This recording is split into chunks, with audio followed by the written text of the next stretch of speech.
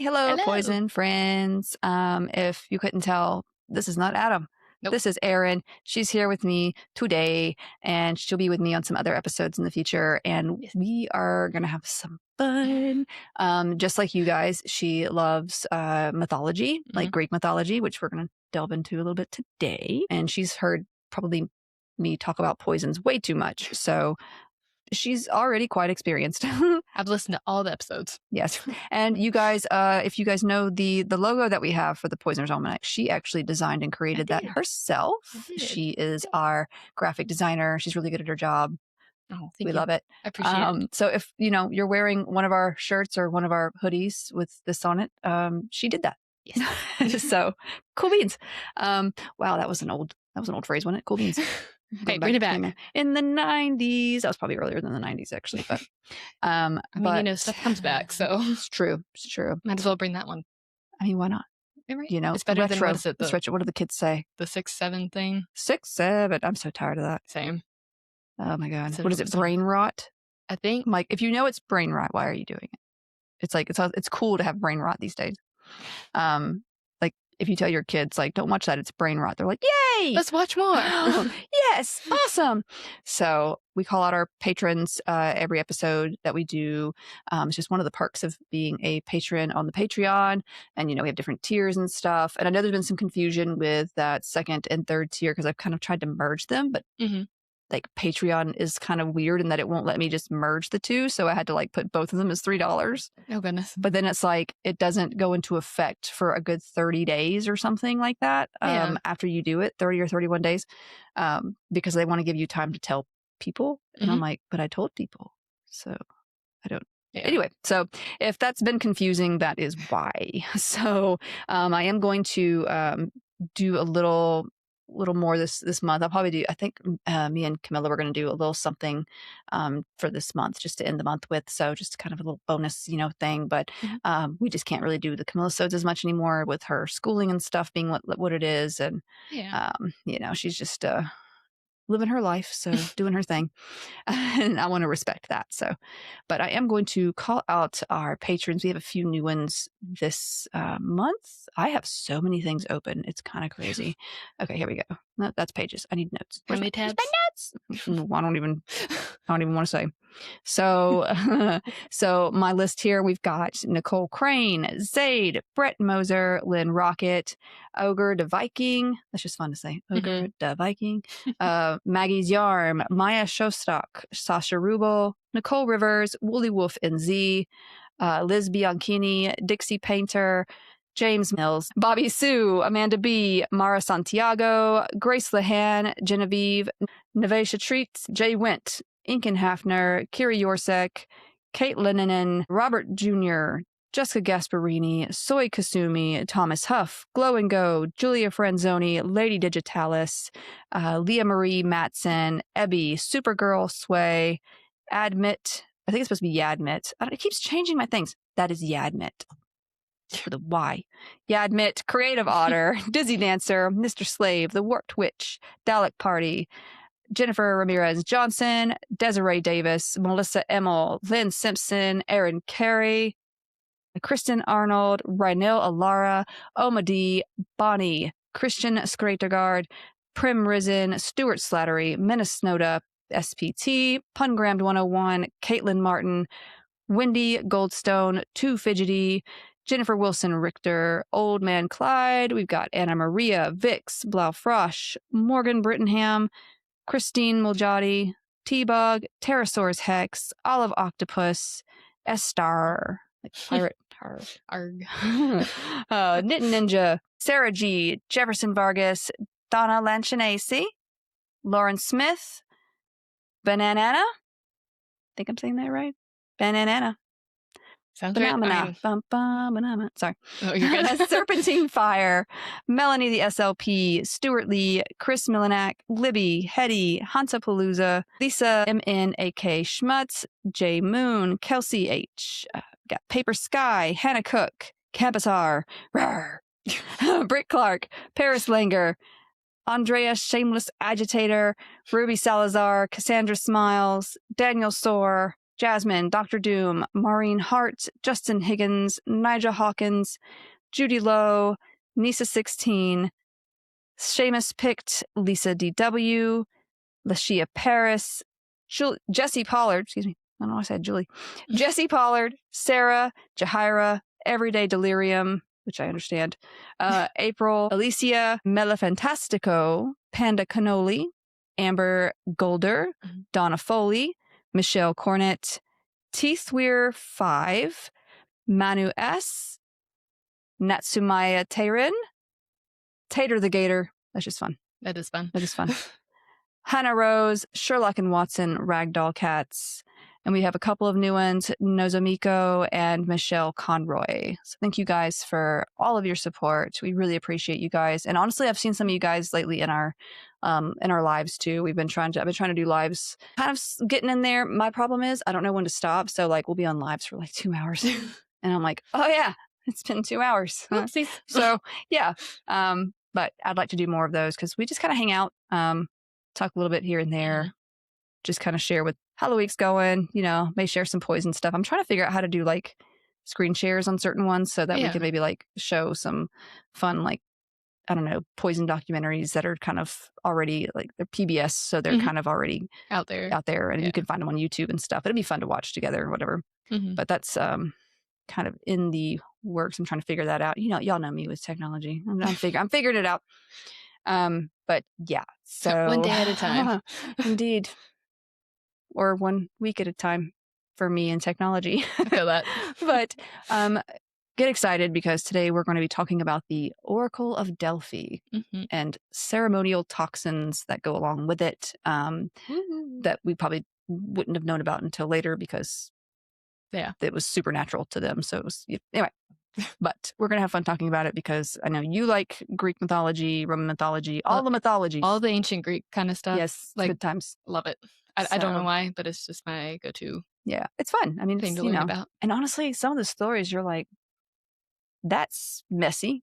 Mhm. So, especially with Zeus, come on. Always getting into trouble. Indeed. And I know a lot of our listeners love some Greek mythology. I've actually had this one has been recommended and suggested by a couple of people in our community. So I've been excited to dig into it. But it's going to be a lot of mythology. So we're going to get into some poisons and how that works into this too. So, and as I mentioned, we have a lot of listeners who do love Greek and Roman mythology, mythologies of other cultures. Now, Norse mythology is a lot. I've read some of it and I'm like, what? How does this connect to that? Wait, what? It's taken me a little time to really dig through that just because like I'm trying to get in my head how, Loki has a 6-legged horse kid and how all this works. And anyway, it's a bit different. It's complicated. It is. But the temple at Delphi was the one dedicated to the Greek god Apollo, who was believed to be the god of prophecy, among other things, music, archery, healing, and light. It's like, these major gods, they were like gods of multiple things. So you just level up and you get a new skill. A jack of all trades, so to speak. Yeah, you just get a new skill. You get a new feat. There you go. Like in D&D, you get a level up. So, and yeah, prophecy was one of those. So, but he was twin brother to Artemis, the goddess of the hunt. She was pretty cool herself. Also, he was leader of the Muses, especially musically. It all connects. He defeated the serpent Python near Delphi, and Pytho is actually another name for the temple site. So that kind of, intermixes there. Also, Pythia is the name of the high priestess or priestesses really, who served as oracles at this temple. Okay, so you may hear me call them high priestesses. You may hear me call like them oracles. Like the Oracle at Delphi is both like a person and it's kind of a place too. Yeah. Like it's, yeah. So, but the Pythia or Pythian priestesses, their order began by the 8th century BC at the latest, with some estimates showing earlier at about 1400 BC. So a long, long time ago. They've been around long time ago for years. So the priestess / oracle rose to importance above other means of seeking advice by the 7th century BC, and this would continue. She would continue to be consulted until the late 4th century AD. And we'll talk about how that ended and everything in just a little bit. Yeah. But the Oracle of Delphi was considered one of the most powerful women, and the importance of seeking her counsel was pretty well documented. I think we've all heard of the Oracle of Delphi in some way. Ways, yeah. or fashion, or even if you're not into Greek mythology, I feel like if you've seen a movie that dealt with, I don't know, the Odyssey, or you've heard somewhere the Oracle at Delphi. Odyssey, Percy Jackson, something. Like I feel like it's going to be mentioned in most Greek mythological dealings, right? Because she was very important. Like you didn't go to war without seeking advice from the Oracle. Yep. So the Oracle at Delphi was considered one of the most powerful women. So such prominent figures of the classical world as Aeschylus, Aristotle, Diogenes, Euripides, Herodotus, Ovid. It's Herodotus. Herodotus. Maybe. Herodotus. Sorry, I'm trying to think. So I played Assassin's Creed Odyssey, and you get to meet a lot of these characters and stuff. So I'm trying to remember. I'm like, is that how they pronounce it in the game? And Diogenes is one of my favorite philosophers. He was just crazy. He just did stuff, right? Because why not? He just did stuff, and it was like, oh, cool. But he was like super sarcastic and funny at the same time. He did some gross stuff too, but we won't talk about that. But yeah, Herodotus, that guy, Ovid, Plato, Plutarch, Sophocles, and Thucydides, among others, have mentioned her quite a bit in their works. And we really only know how this oracle operated from such documentation, the classical, works that they wrote, and that of political figures who also sought her advice on such events, as wars and leadership. Some claimed that the Pythia or oracle would prophesy in this frenzied or, ecstatic state, speaking gibberish, as she breathed in these vapors that rose from this rocky crevice that she sat in front of. She would sit like on this sort of tall tripod thing, and it would have like holes in it, and the vapors would come up and she would breathe them, and then it would get wild. It kind of reminds me, did you ever watch the Pirates of the Caribbean? I think it's the 3rd one where he's like, he wants all the fog and the smoke to come. Yeah. I'm just, that's where my mind went with all that. And more steam. What's the lady's name in that one that's supposed to be the sea witch lady? Calypso, yeah. Because she's the one that gives a dude a jar of dirt. Yep. I've got a jar of dirt. He's like, is the jar of dirt, what is it? Is it good? She's like, if you don't want it, give it back. And he's like, no. Then it helps. She was great. But so yeah, we have all this going on. She's sitting in front of the crevice, and it's documented that she's breathing this stuff in. But priests would restructure this gibberish into dactylic hexameter, which is this common form of writing epic poetry among the Greeks. The Odyssey, for instance, is written in dactylic hexameter. There are others who argue that the classical sources uniformly represent the Pythia speaking intelligibly and then giving like prophecies in their own voice. But for the most part, it was like she was speaking gibberish. The priests would translate that kind of thing. Herodotus, for example, wrote plainly in the 5th century BC that the oracle herself spoke in dactylic hexameter, which sounds difficult and honestly kind of obnoxious, not going to lie. But it would make sense because Apollo was the god of music as well. So, I mean, maybe that's just the way it went. And she operated over a long time. So it could have been one way here, another way down the road. It may also be, however, that earlier on the priestess was selected from an influential family, who would be well educated in geography, politics, history, philosophy, and the arts. And then later on, they would choose uneducated peasant women, instead. So it didn't really matter so much their education status or even their family status at some point. Like it really came down to who the priestesses kind of chose, right? Right. Now, at the height of the oracle's popularity, as many as like 3 priestesses served as Pythia, the high priestess, the oracle, with like 2 taking turns, and there'd be another in reserve. I mean, makes sense if that many people are seeking out. Gotta take a break advice. Every so often. Yeah, I mean, can only speak for the gods, or for Apollo so many times. Well, that, and if you're, as you said, breathing in so many different fumes, like I don't know, like they would see it as the pneuma, which is like this sort of spirit of the divine, or the gods, that kind of thing. So like to them it was like, oh, these aren't gases coming from within the earth. This is God's the gods spirit. It's their gases, so it's good gases until they pass out. yeah. So they saw it kind of in that way. And there's actually, we're going to talk about a little bit of mythology that ties that all together too, and like why they thought that was what it was, and like where it's all like at and everything too makes sense to them. But yeah, so when one of these oracles died, another would be selected from a sort of a temple guild of like Delphian priestesses, all native to Delphi and all in good character. They were all from that area.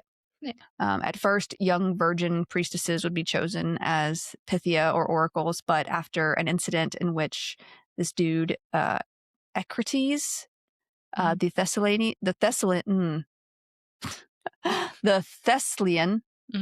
Thessalian, it's a weird, like I want to say it so fast.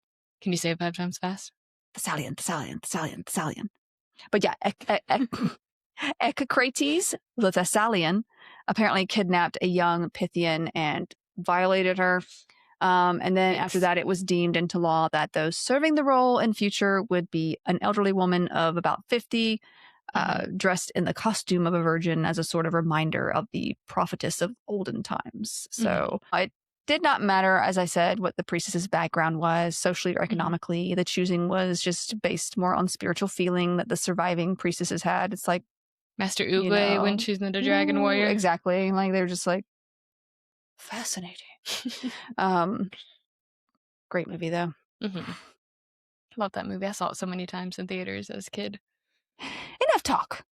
Let's fight. Now, you could be chosen if you were married, but once you assumed the position, you were forced to cease all family responsibilities, marital relations, and individual identity. And now you and I have watched some very dramatic reality TV shows, and now I need a reality show where it's these like that would priestesses. Be a fun, wouldn't it be funny? Like, yeah, it's kind of like The Office. Yes, and like it's like that kind of fake reality TV sort of. It'd be funny. I would watch it. Same. I mean, shoot, you could do that. Would be really cool. Like taking all these like different parts of history, doing it too. Yeah. Oh my gosh, I'd watch that. Have you seen? Oh, it's a lady. She does like the history. I think what is her name? We watched a little bit of it. I think I forgot her name. It's like the super sarcastic. Yeah, like she sounds so serious about everything. Yeah, and she asks the questions, and it's such a ridiculous question, but she's so serious about it. And then like the people trying to answer it are just like, what? Somebody is screaming at their screen right now, her name, and it's going to come to me at like 3 a.m. Is what'll happen. I'll get the text. It was so and so. I know. Like I can picture. She was on I Netflix see her face for a while. Yeah, I see her face. Same. I know who you're talking about. And her hair, like. Yep. It'll come to me, but that's what I'm thinking of too. Still, the job was considered honorable, it was respectable. It came with some great benefits. I mean, women serving as oracle, they didn't have to pay taxes. They could own land, a salary and housing provided by the state, allowances to attend social functions, and, fun accessories like golden crowns. I mean, like in today's world, you're like, I mean, hello, I volunteer as tribute, right? Like I get housing, cool. I get no taxes. Heck yeah. I get to go to all the events for free. I mean, I may say no, but I mean, I'm invited, right? Right. So I sit home with my golden crown and just read instead. Now, the job, though, was also said to be exhausting. According to Plutarch, who served as a priest during the late 1st century and early 2nd century AD, it often shortened the lives of those serving it. And by exhausting, it was kind of like the process of this prophesying that they did was intense. It was physical. There was a lot of thrashing and, just, crazy, chaotic type stuff. Now, a little fun history behind the priests of Delphi.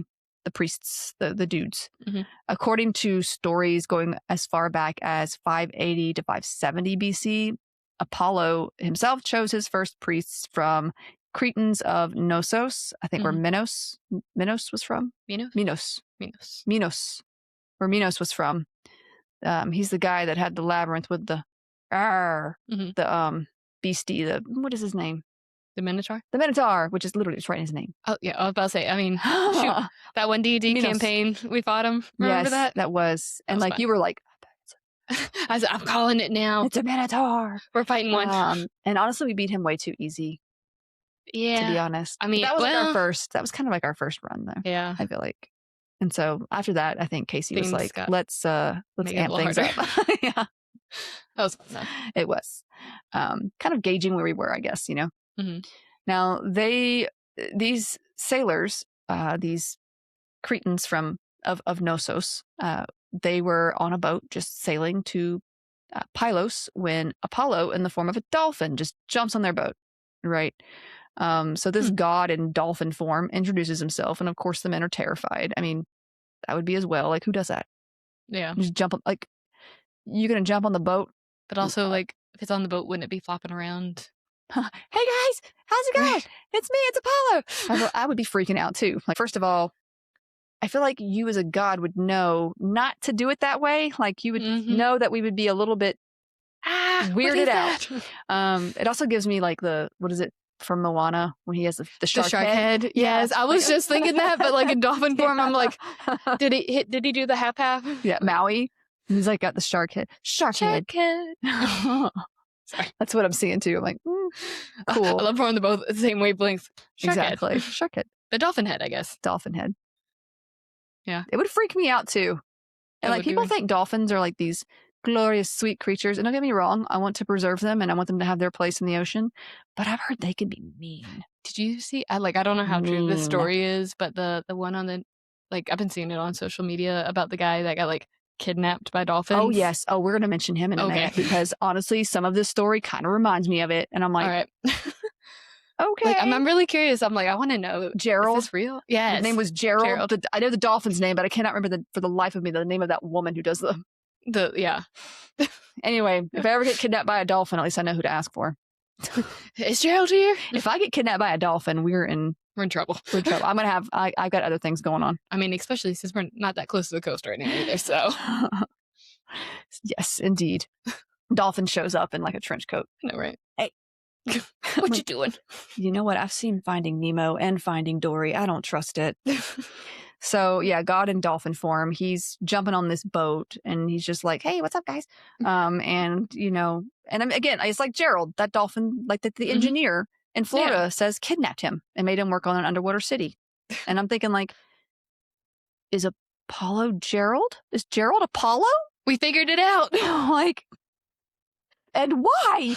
Anyway, but I mean, didn't you say like the guys or the stories say like he's building these structures underwater? Yeah, and he's like this. He's not like just a usual guy. He's an engineer. He's got degrees in like aeronautics or aerospace engineering or something like that.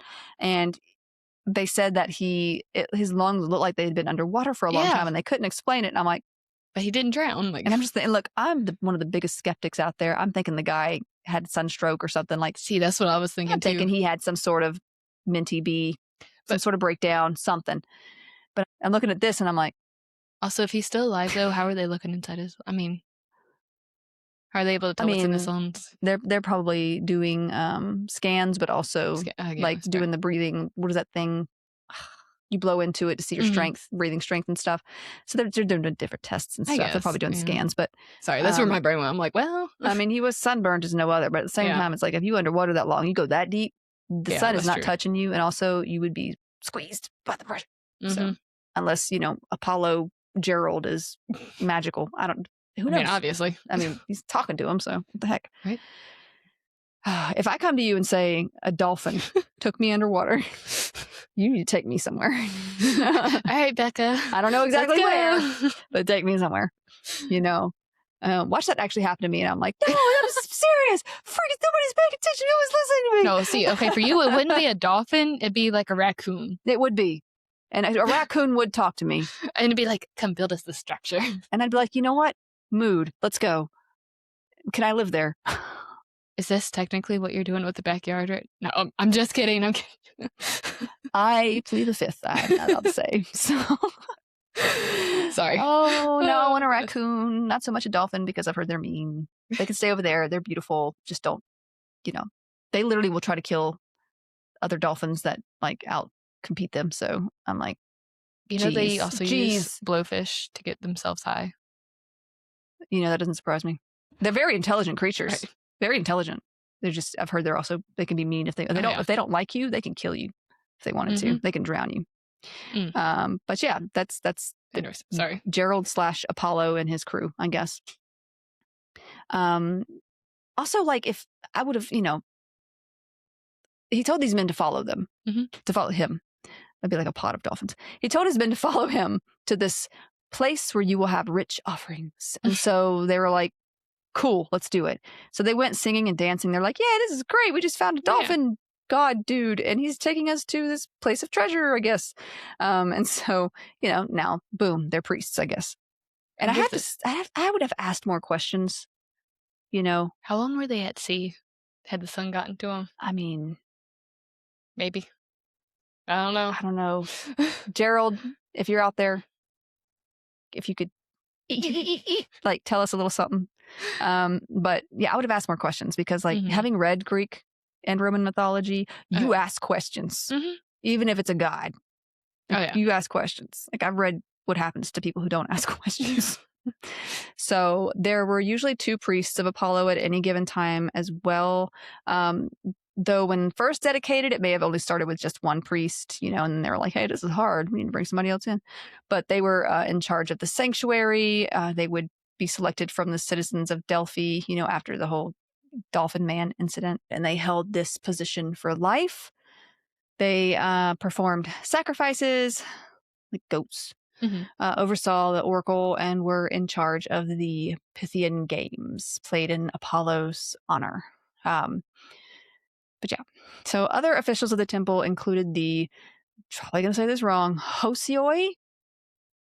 It's a Greek word, so do my best. I'm working on Greek right now on Duolingo, but I haven't got to that point yet. Hosioi. So. It means holy ones.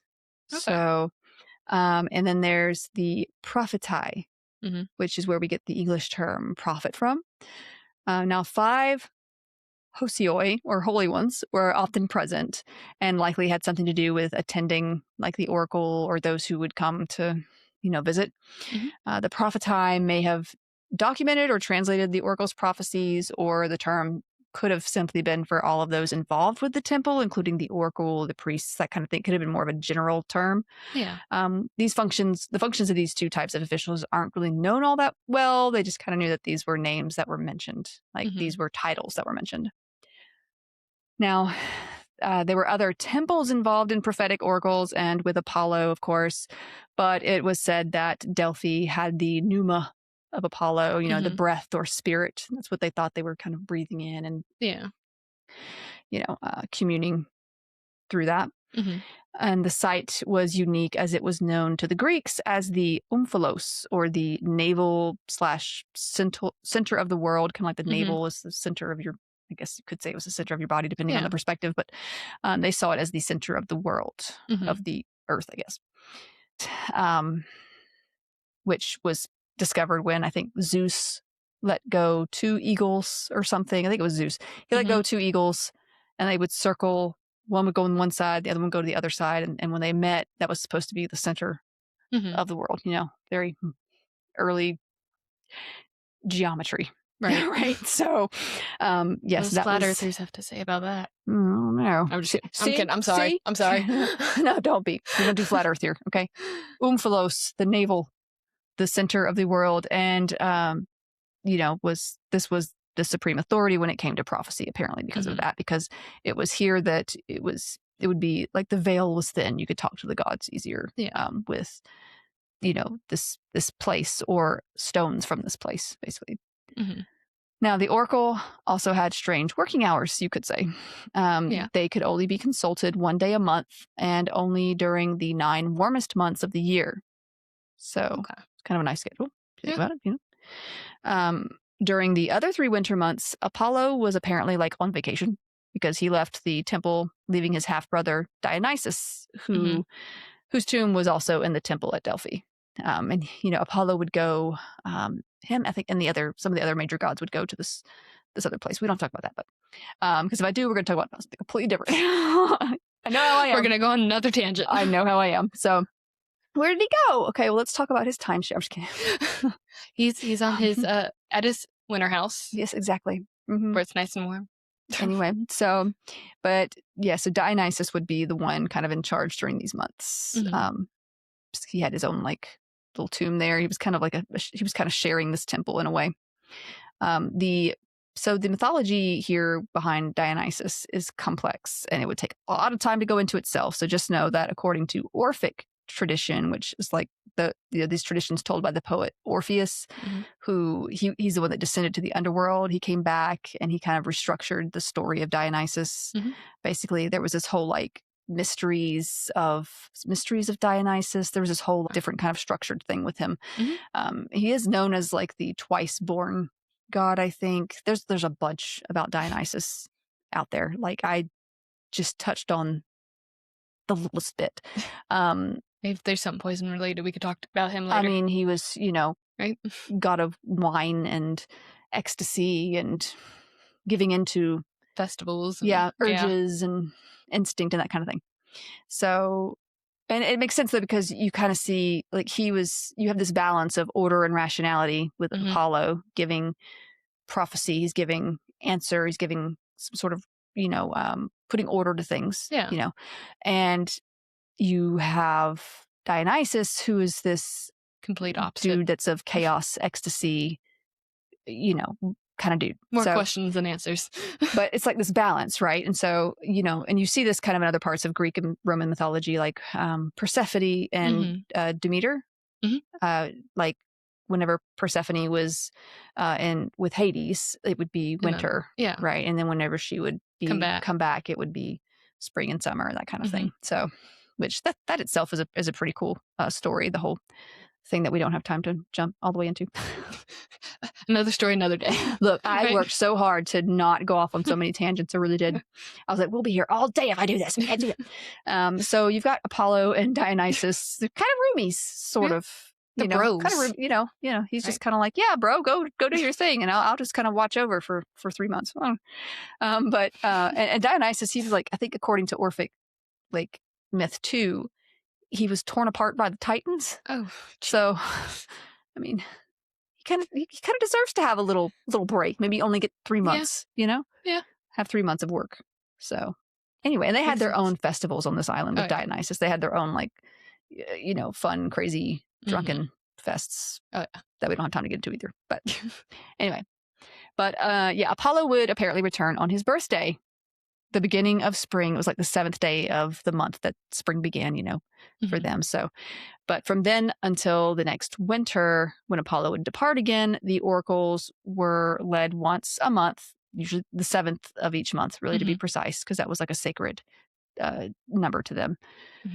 They would be led into fasting and ceremonial purification rites to prepare them for communing with the gods, or with Apollo, if you will, the divine. Yes. So a couple of priests would walk alongside them. They would recite this little thing. It goes, servant of the Delphian Apollo, go to the Castalian spring, wash in its silvery eddies, and return cleansed to the temple.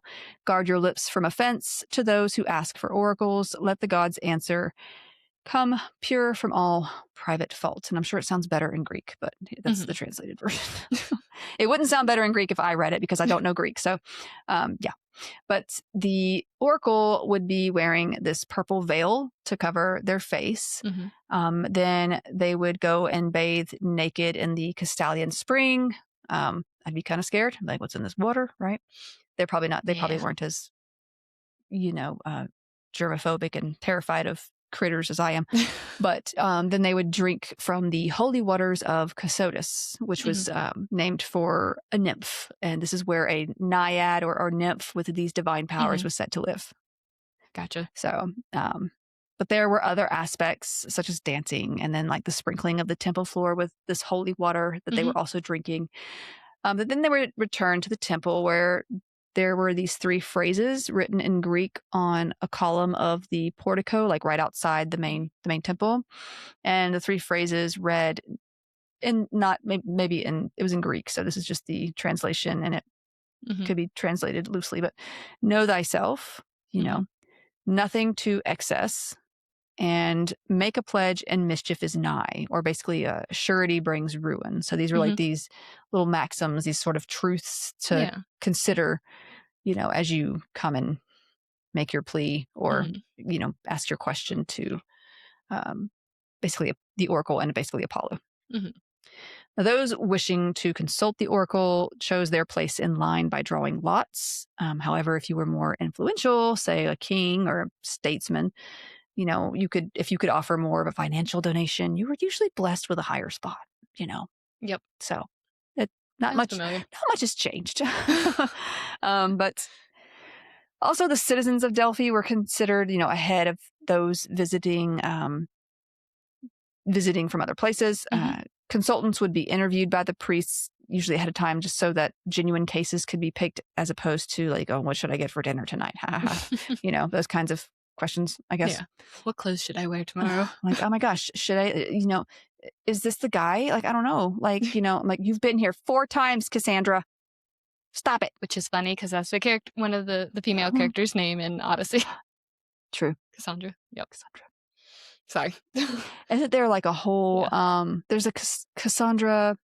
Alexios. But there's like something to do with her name. There's like not a syndrome or the Cassandra. I gotta look it up. I'll look it up in a minute just to round that off. But there's something to do with her name that I know I've read recently that has to do with like a way people act. So I'll look it up in a minute. Though. They named it after, I think they named it after a Greek character named Cassandra, though, so it might be her. I'm wondering now. Yeah, I'll look it up once we're done here. That way I won't like just leave people hanging. So, but yeah, those wishing to do this, they would have to go to the priests, make sure that their question, I guess, was worth asking, those allowed to approach the Oracle with their question would be allowed to proceed to the temple. They would carry laurel branches, which were sacred to Apollo. Offerings of gifts were made to the Oracle, and there was just this required payment of 1 goat, and they would have to purchase this sacrificial cake called Polanos. It was basically made of flour, honey, and olive oil. It was kind of in place of like a monetary donation. You'd like purchase it there on the island, and it would be sacrificed there as well. The Oracle would remove her purple veil. She'd be wearing this kind of simple, short white dress and approach the fire temple of Hestia. So we have another goddess in play here, the goddess of hearth and home. And this is where, the goat that they would have brought, would be taken. Yeah. And technically it was for sacrifice, but first they would sprinkle water on this goat. And it was believed that if the goat trembled or like shook it off, like shook, then it was a good sign. It was like, oh, okay, we can continue with what we're about to do. Yeah. But if it didn't do that, if it just stood still and didn't do anything, it was a bad omen, right? Like my thing is like, what if like he barely shook and you're all like, did he shake? Did he do it? Did that count? Did you see it? I think I saw it. Did you see it? Like that would be me. Like I'd be questioning myself. Me checking everything before I leave for the day. Exactly. Oh God. Wait, did I turn that off? Did I lock that? And the goat's like, what the heck are y'all doing? But if he didn't, then it was believed that the gods had rejected the one consulting and the meeting could not take place. Now, there is one account from Plutarch about a consultation that did go ahead, even though the goat didn't tremble, showing that the gods were like, nah, no, we're not into this. And apparently the priestess became uncontrollable during the process of receiving prophecy, and she like died a few days after. Oh. And my thing is, why can't like the gods, like, you hear all these stories and it's like the gods give this random sign. It's like, maybe spell it out. Like just say something. Or like, yes or no. Right, just maybe the goat can talk and be like, no, I just feel like there's better ways of doing this. Just the goat starts screaming. Exactly. So they got those screaming goats. Yeah. I'd be like, no, this one don't want to. Which, if I'm the goat, I'm like, don't sacrifice me. Help! You just saw what happened to the other goat and you're getting wise. Like, what the? You said we were going to the park. So, yes. So don't, don't ignore the goat, I guess. Now, the goat was sacrificed, as was the cake, if things were going to plan. Yeah. And they would just toss this expensive cake into the fire. Like, which feels kind of wrong. But, it feels wrong for the goat, too. But I'm just saying, like, you made this cake, and now you're just going to... It's gone. Not even getting used. Wow. But the goat's goat's liver would be examined after this for further signs of good or bad outcome, in case they were like, well, just in case. Just in case, what's the liver look like? And I'm not sure what they were looking for exactly. It's not like the whole tea leaves thing. Yeah. Like, can you see the grim in like tea in a goat liver? You're gonna suffer, but you're gonna be like happy about it. Or happy, yeah. You're looking like, I don't know. That shape's a little iffy. Like, I don't know what you'd be looking for. I guess they knew, but is it like a spotty lip? Like I guess if it looked unhealthy. But then, like, they would need to know a little bit about goat livers. I imagine they looked at enough of them to be like, oh. This one's good. This one's not that good. But if everything passed, the oracle would proceed to this, tripod stool of sorts over the navel or this stone or statue representing the umphalos, the stone. Basically, that the stone was supposed to represent that which Rhea, the mother of Zeus and company, the wife of Kronos, like put in swaddling clothes, and she tried to present it to Kronos to deceive him, to thinking he thought it was Zeus or whatever, because he was into swallowing his kids, right? He didn't want them taken over, like he did his dad. Right. So she tricked him into swallowing this instead. Then of course we know, like, he threw up all his children. Yeah. Well, didn't Zeus come back, attack him, and like basically like to get them all out? Yeah, and like. He got sick. Zeus came in because he didn't swallow Zeus, but then like I think Athena comes from Zeus's head. Yeah, like a crack in his head or something. Like it came out of his ear. Yeah, like and she's the goddess of wisdom. So there you go. Yeah, interesting stuff. A lot of different. Yeah. Where were you born? Well, I got a story for you. So yeah, crazy stuff. But this is where that's kind of idea of that stone comes from. There's this stone, and from it is emitting the pneuma, or the breath / spirit of Apollo, because it's like that. That's where where they could commune with the gods. These umphalos stones were said to be tools for communing with the gods. So the stone was near this crevice where vapors and fumes from underground would rise, and there were also these like eagle statues that represented Zeus, from like when he sent the 2 eagles across, and they found this one spot. The oracle would be holding laurel branches, and some say she would chew them as well. Some just say she was holding them just in preparation. Yeah. And also a dish of the water of Cassotis, the Cassotis River, that she would just kind of gaze into. Then she would breathe the fumes from the crevice by the umphalos stone, go into this sort of trance, and speak whatever answers, the gods were giving. Okay. Right. Often, as I mentioned, it was gibberish and just parts of phrases spoken kind of wildly, unintelligible mutterings that the priests would then translate. And like my thing is, like, do the priests get like training on this translating thing? Like, they're just like, I think that's what this means. Or like, are they sniffing this stuff a little bit too, and just getting a little bit of it, and they're like, yeah, they're just vibing. I don't know, but the world may never know. It's just, here we are. Anyway, some 500 to 615 of these prophecies have survived. Okay, which is pretty fascinating for how old all of this is.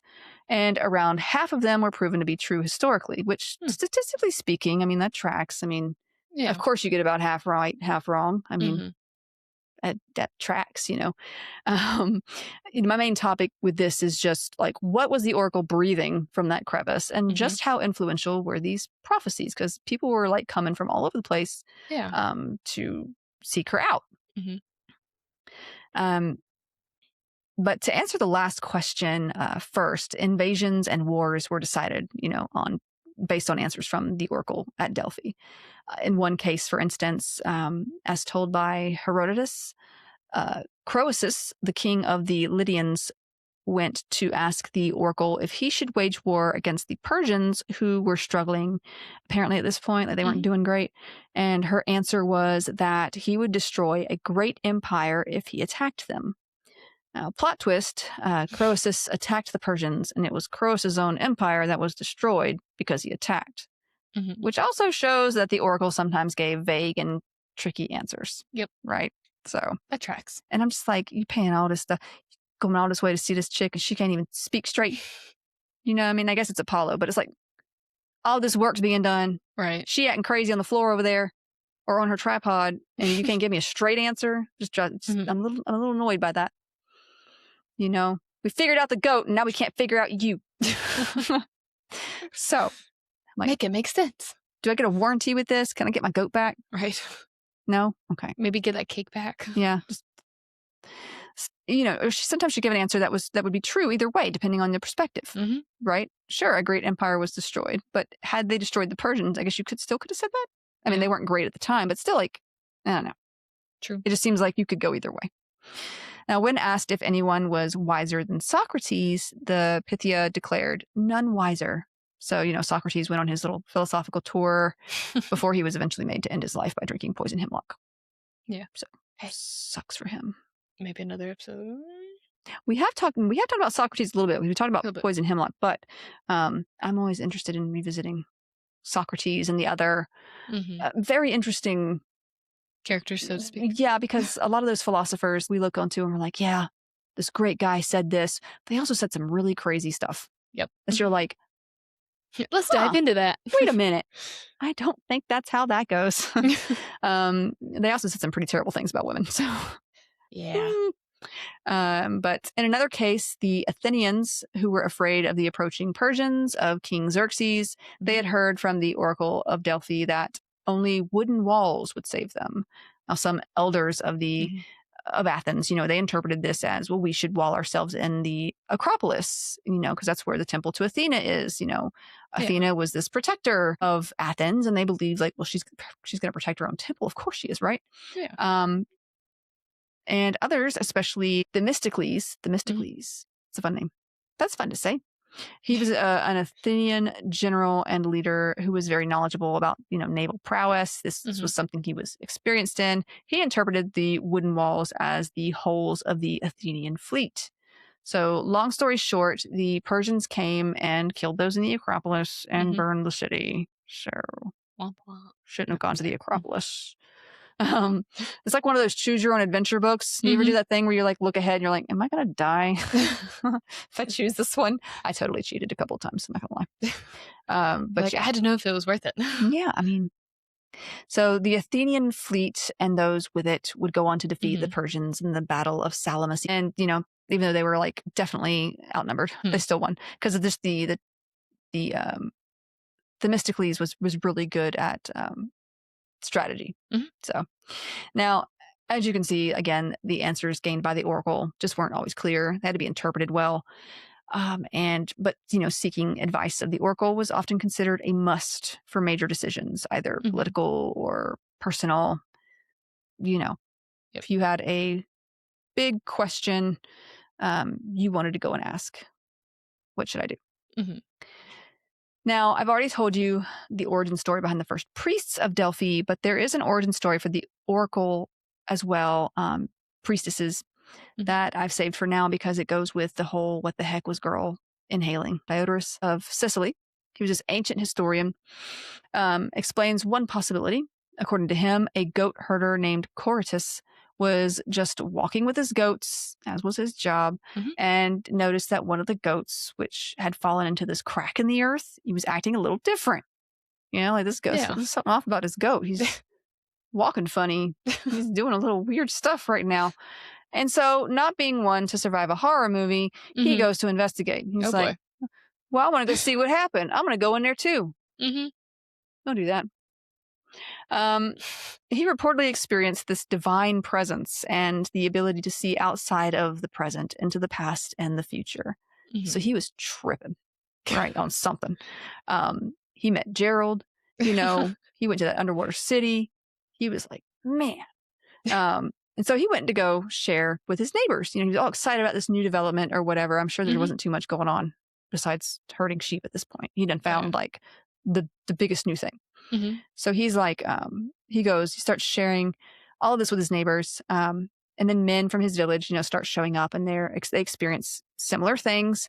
Although some of them kind of disappeared, like they kind of fell into the crevices of the earth because they tripped a little too hard. Tripped a little too hard. Well played. Yeah, a little too hard. Like, I'm sorry, what?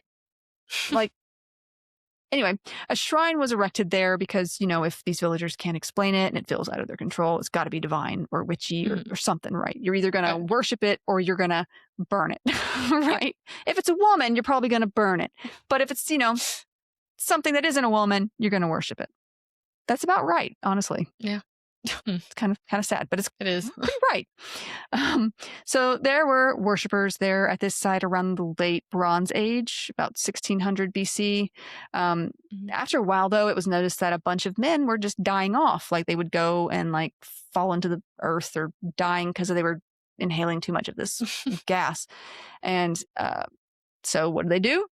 They chose a woman to go instead. Of course. And so from then on, she and subsequent women chosen after her would go and bring back word from, the gods, whatever gods that they were communicating with at the time, even before you've got the Greek gods. Now, from this point, there were various kinds of oracles. I want to say this is the Chthonian, which sought prophetic dreams by sleeping there at the site. Which, maybe they're breathing this stuff in and they tripping in their dreams. Like they're just, I have wacky dreams, but I'm also not breathing in earth fumes. Yeah. Right. So then there were the Cleromantian who prophesied by lot. So something called cleromancy. So like they would throw bones, they would throw dice, rocks. They were playing D&D with real life. Right. They're like, oh, what should I do? And then they would, then they had the Apollonian oracle, so where Apollo is concerned, that we're discussing now. So, this goes way back, even before Apollo and his priests and priestesses and stuff. Now, there's other stories that say, I might get her name wrong. This is the first time I've heard of this person. Feminoi sounds pretty. Yes. Feminoi. If that's not her name, it is now. She was the daughter of Apollo, or it could be of Apollo's son, Delphus. But she was said to be the first oracle at Delphi. But yeah, I'd never heard of her before this. So pretty cool. But she was also known as a poet and the creator of hexameter verses in poetry. Some place her as a priestess in other Apollo temples instead, though. So, maybe not. There's other stories that list Themis, the goddess of law and justice, and then Phoebe, goddess of intellect and prophecy. They were goddesses in like 2 of the 12 titans as well. So as the first oracles until the office of such was handed to Apollo. Okay. Now, in some stories, Themis received the oracle at Delphi from Gaia, her mother, and then gave the site to Phoebe, who later gave it to Apollo, who happened to be her grandson. Got a whole ancestry thing going on over here, right? Interesting. So, but she gave it to him as a birthday present. My grandmother gives, I think I got flowers for my grandmother last birthday, but that's fine. But I definitely didn't get a prophetic site island thing. But that's just one story. In another story, Themis built the Oracle of Delphi herself. And yet another story, Themis helps Apollo find the site for the sake of mankind. In another story, Apollo took Delphi from Gaia or Themis after he slayed the serpent Python who guarded it. Okay, so there's a number of different like tales, some intersect, I'm sure, and that kind of thing. But they all end with Apollo being, the patron god of this place. Now, in the story with Python, some also say that the defeated serpent was thrown into the crevice from which the oracle breathed the fumes. And so some were like, "Oh, it's going to sound gross, but it's the rot of this thing that they're breathing in." And I'm like, "That's disgusting. That's nasty." I was like, "I don't know if I'd want the job after that. Thanks." No.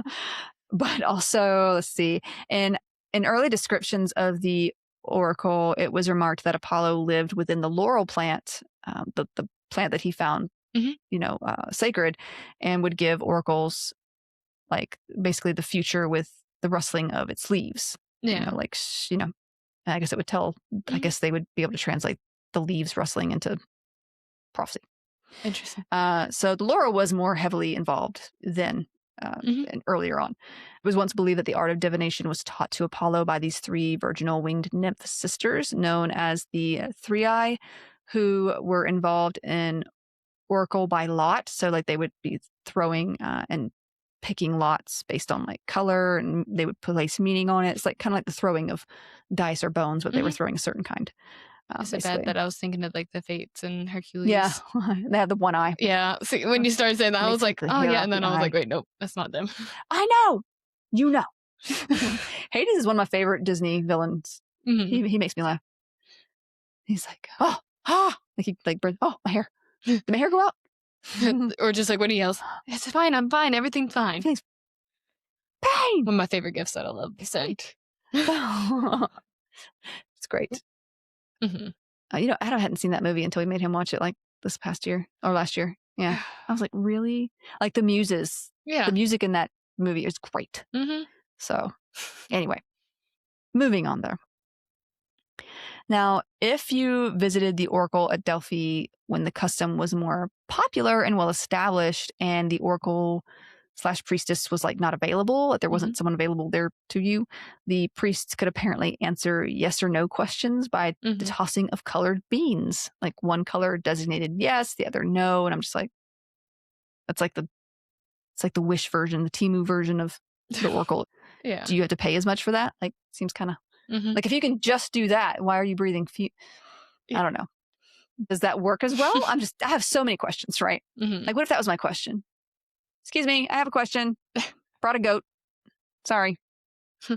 Oh, you're answering me with beans. Oh, cool. Okay, is this the same? Is it, though? I don't know. Whatever the case, something wild was just seeping up through the ground beforehand. Okay, so let's get into that. Beans or no beans, there was something crazy going on. Now, there have been many takes, ancient and modern, on how the oracle worked or experienced what she did while muttering her musings.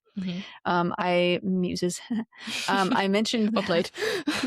I mentioned that Plutarch was a priest at Delphi for a number of years, and he documented his opinion that the Pythia, the oracle, was likely breathing in fumes from the Kurna spring waters flowing underneath.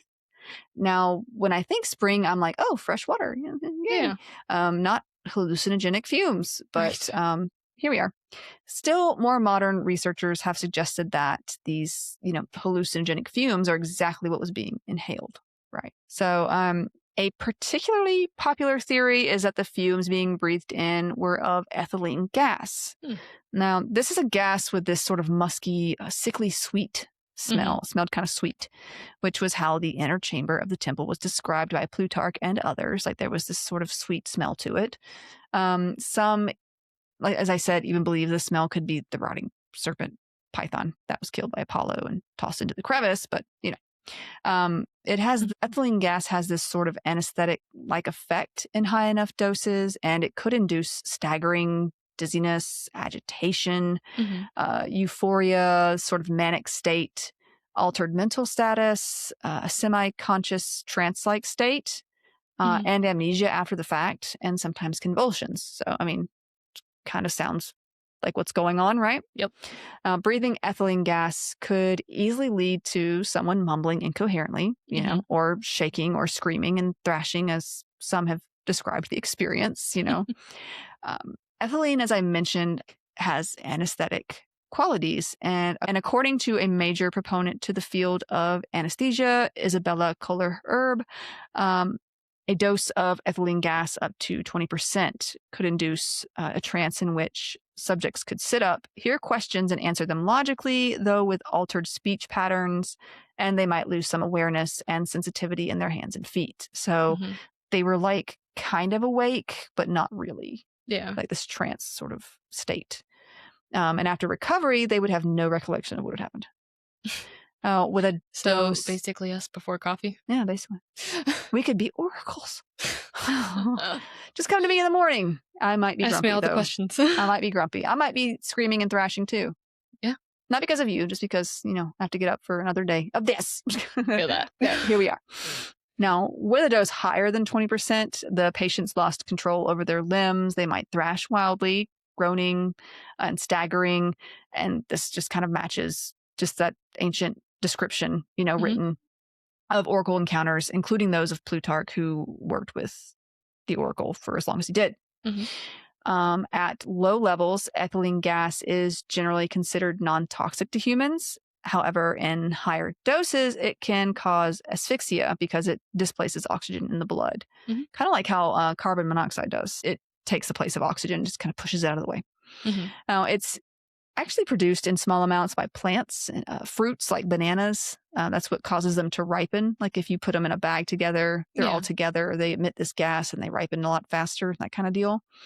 So what you're saying is if we just got the bananas downstairs, put them in a bag. Yeah, they will, but like they might do it a little too fast. By the time you notice, they're like, we missed it. We missed our opportunity. Yeah, to be it's the like oracle. Avocados, you know? Yeah. Like, well, this might take a couple of days. And then like 3 a.m. tomorrow, it's like, I'm here, I'm good. And then like by the time you get to it, it's gone. It's over. It is used in agricultural operations to quicken the ripening process for underripe fruits. So like products that reach stores, you know, they can reach it in good condition to eat. And it's also used to speed the sprouting of seedlings.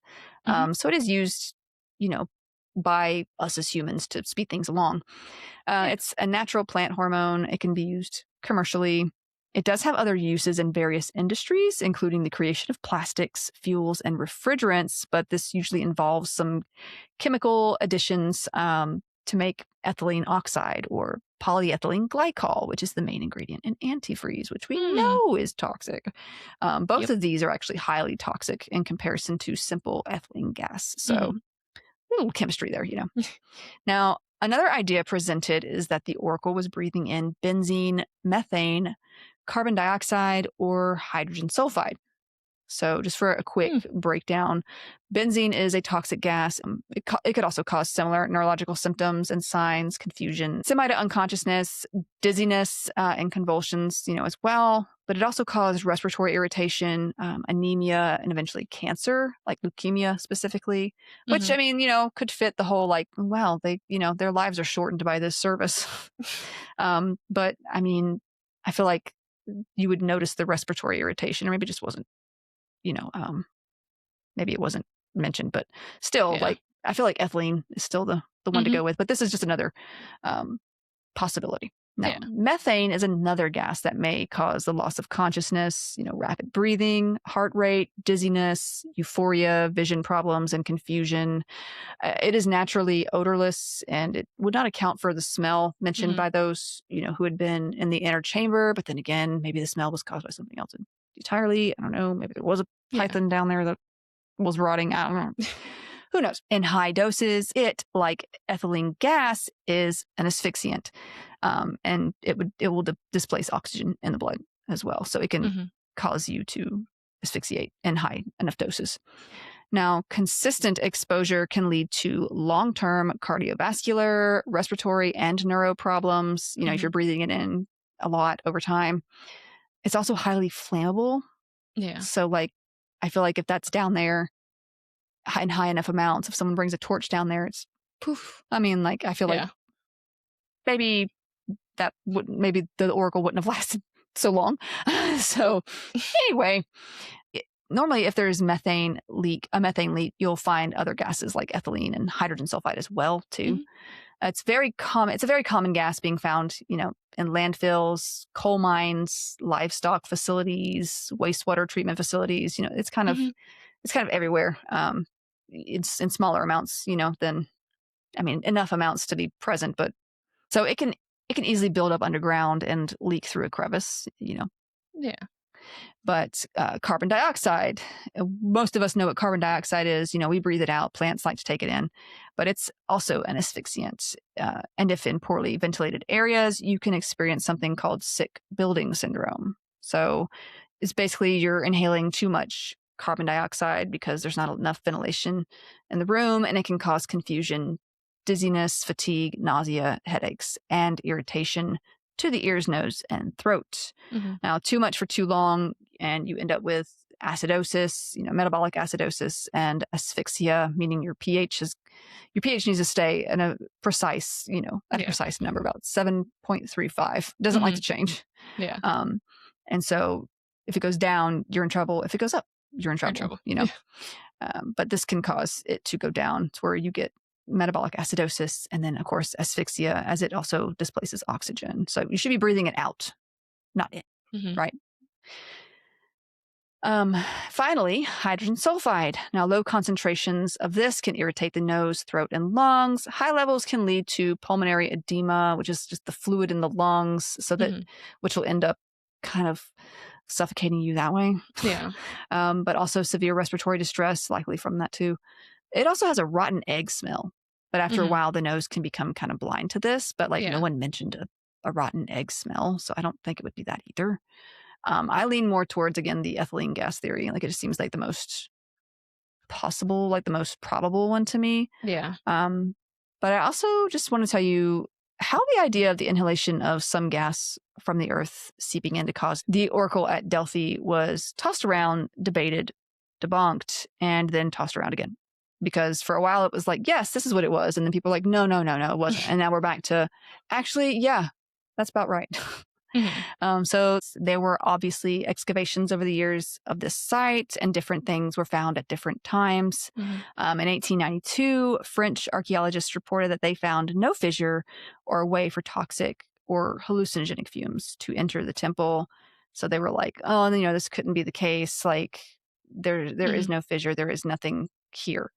But with this information, British art historian and museum official Adolphe Paul Ope, not sure of the name, sorry if I got it wrong, but he published an article in 1904 stating no chasm or vapor ever existed, no natural gas could create prophetic visions, and the recorded incidents of a priestess undergoing violent and often deadly reactions was inconsistent with the more customary reports. Which, it's not true that no natural gas could create prophetic visions, because there is an instance in which carbon monoxide poisoning can cause you to hallucinate, see things, and there's quite a few gases that can cause you to hallucinate and see things and do things. So, this was back in 1904 too. So here we are. So other historians and scholars continued to teach and write that there was no crevice, no possible fumes that could induce the oracle to act as she did. So that was the thing for a long time. Some even said that there was no way a volcanic area like that surrounding Delphi could produce such fumes. And I'm like, why not? Why would, what? Like, but it's volcanic gases. Anyway. The gases have to come out somewhere. Yeah, better out than in. Yeah, right. Well, maybe not in our case, but so, but yeah, none of these scholars were geologists or knew much about the science at all. They're just, they were smart in other areas and were a little too confident, they were like, well, I must know all the things. But they were not geologists. And there's been a lot discovered, since then too. So these old French excavations were revisited recently, not like yesterday, but, relatively recently. And there were photographs taken that obviously show spring-like pools and multiple vertical fissures, indicating that gases could have entered through the base of the temple. Like, they're obviously there. These fissures are there. Maybe they were looking for like huge cracks. I don't know, but Yeah. In the 1980s, a new team consisting of a geologist, an archaeologist, a forensic chemist, and a toxicologist investigated the site and discovered 2 major fault lines underneath, one lying north to south, the Kurna fault, and the other lying east to west, the Delphic fault. Mm-hmm. And they noticed that the temple most likely sat upon the site where those 2 faults met. Yeah. Which, pretty coincidental there. Yep. But other evidence found included that for underground passages and chambers and drains for spring water. They found deposits of bitumen deep under the earth there. Now bitumen is this viscous form of petroleum. Mm-hmm. Okay. It can be this like a sticky liquid. It can act kind of liquidy over time. It's just it's like molasses that's been cold. Like it can move, but it's not. It just takes a second. Yeah. It's a solid liquid. There you go. Something like that. What was that we learned about in elementary school? Is it a Newtonian? It was oobleck. Oobleck. It's a where it's like it's a liquid, but when you put pressure, it's a solid. It's a Newtonian something. My brain does not want to work today. Now it's Friday. It's Newtonian. But come back here. I'm gonna find it. I still have to look the other thing up too. I'm gonna look it up. I'm gonna remember. What was it? You said the Cassandra something. Yeah, Newtonian. It's a Newtonian fluid. I had the idea of fluid in my head. I'm like, no, that's not it. It can't be that easy. Yeah, Newtonian fluid. The viscosity remains constant regardless of the shear rate or force applied. So it flows, but it's like, yeah. Gotcha. Or it's a non-Newtonian fluid. That's what we're thinking of. Mm-hmm. I'm getting them mixed up. It's a non-Newtonian fluid. Here we go. I'm going to find it. We're going to get this right. Yeah, here we go. Non-Newtonian fluids have variable viscosity, changing from liquid to semi-solid under stress, like toothpaste, cornstarch and water, ketchup, and blood. Lovely. So yeah. That's what it was. I was like, that sounds too short. It's non-Newtonian fluid. There we go. Told you we'd find it. We figured it out. Nice. I'm out here I'm probably confusing so many people right now. My bad. Go look it up yourselves. My bad. Right? My bad. Go check it out. Learn some new stuff. Right. There we go. So, bitumen. Yeah. Bitumen. Yeah. So, yeah, but asphalt and pitch are kind of examples of this. Earthquakes could easily cause friction, heating up this bitumen, this substance, and it would release vapors of these hydrocarbons like ethylene gas that could rise up through vents and crevices in the rock. Like you could easily do that. During 2001, water samples from the Kurna Spring uphill from the temple, which is it's actually now diverted to the nearby town in Delphi. There's like a new town there, a modern town of Delphi. And this yielded evidence of 0.3 parts per million of ethylene. Now, it's likely that concentrations were much higher than that in the time of ancient Greece. Right. Seismic changes like earthquakes over time may have opened new channels away from the temple or closed those that were there before. Things changed. Plutarch claimed that there was less pneuma in his time than there had been once, leading to this decline in the temple's popularity. So like less of this breath or spirit or gas was coming through. Yeah. So that's something that he had noticed. Cicero also noted in his writing that the oracle's popularity had dwindled as time passed and that the divine prophetic power had dried up over time. Now, over the years of inactive seismic activity since the shifts, involving with the changing of concentrations, possible gases, there are only small amounts detected of ethylene, ethane, and methane gases like these days, Yeah. So as the fumes became less and less and eventually ceased to build up, there was less and less communication with the divine, if you will. They're not tripping no more, right? if we're going to say it. Yeah. Simply. They're not communicating with Apollo anymore. That should be like a code phrase. He's not communicating with Apollo anymore. That should mean something. I don't know. We're going to make it mean something. We're going to start a trend. And if you're like an OG, listener, you'll know what we're talking about. Someone's going to see me in 10 years and be like, he's not communicating with Apollo anymore. And I'll be like, what? Gerald? No. So the end of the Oracle came in the late 4th century CE. It's about 393, between 393 395. And this is when Roman Emperor Theodosius I banned any sort of pagan religion and ordered the destruction of all pagan temples. So he instituted Nicene Christianity as the official religion of Rome in 380 AD. And this was after it had been gaining popularity since its legalization there by Constantine in 313 AD.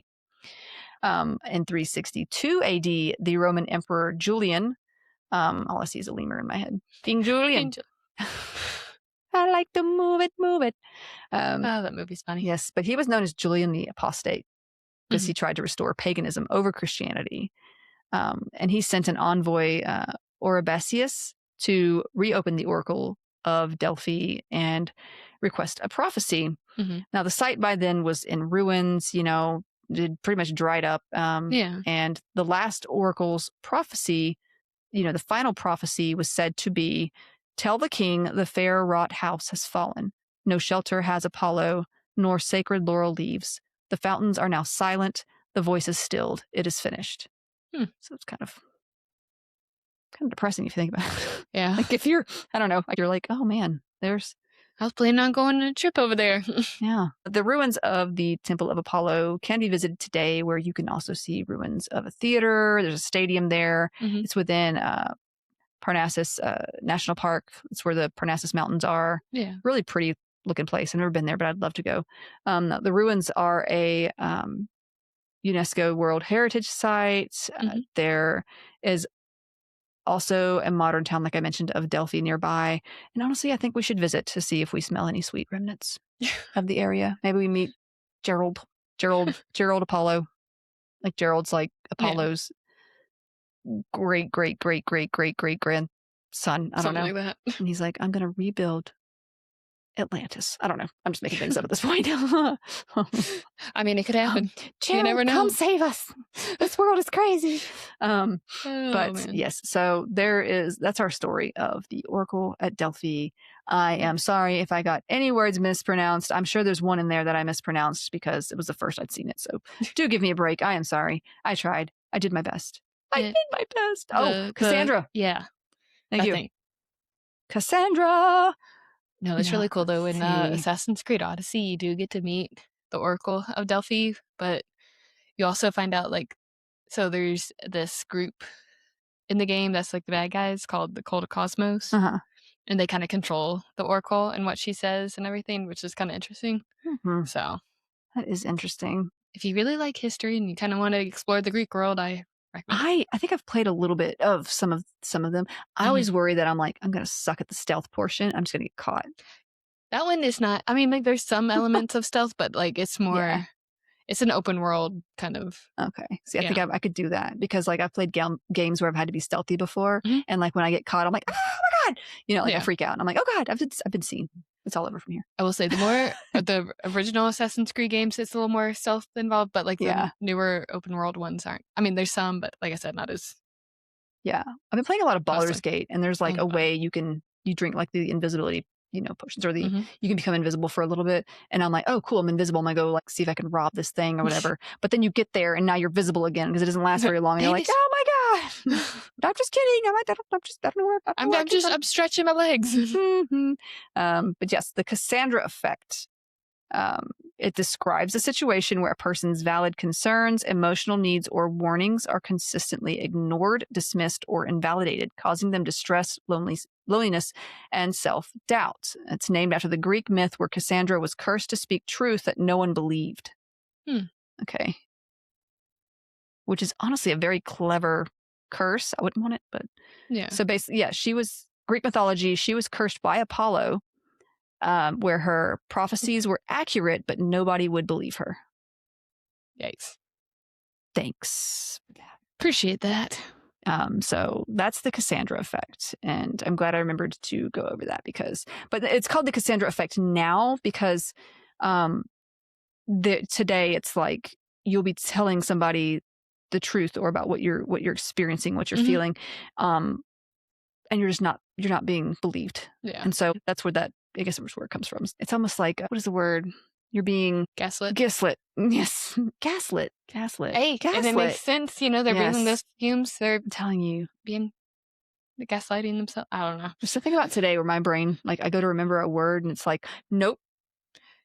So I'm having trouble with that today. It's the end of the week. It is. I know. Yeah. And my brain is, not with it anymore. It's like, no, we don't want to work anymore. We don't want to do that anymore. I feel that so bad. It's like, we are done. We are off. It's winter. The weekend. Apollo is on vacation. Dionysus is here. Go have a glass of wine. Right. That's what it's like. So, shoot. But yeah, there's our Greek mythology for the week and the Oracle at Delphi. Woo. So thank you for joining. Thanks for having me. And I know we'll have some more fun times on here as well. Oh, yeah. So let us know, you guys, what I pronounced incorrectly, but also let us know anything else you guys know about the Oracle of Delphi or Apollo or any other interesting Greek mythological facts, because we always love to see those. And we'll see you guys for the next one. Bye! Bye!